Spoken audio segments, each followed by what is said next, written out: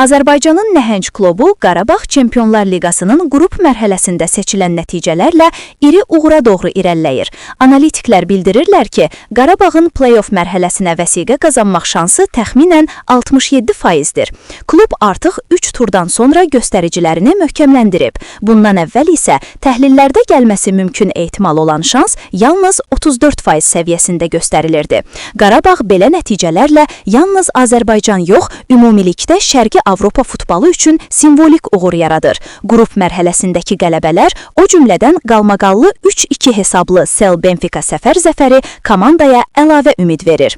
Hal-hazırda play-offa çıxmaq şansı yüksəkdir, lakin hələlik bu rəsmən təsdiqlənmiş deyil və qarşıda çətin qarşılaşmalar var. Beləliklə, azərkeşlər komandaya böyük ümid bəsləyir. Bu, yalnız uğur deyil, həm də Azərbaycan futbolunun beynəlxalq səviyyədə tanınması deməkdir. Sual, sizcə Qarabağ bu mövsüm play-offa çıxaraq Avropa futbolunda yeni səhifə aça biləcəkmi?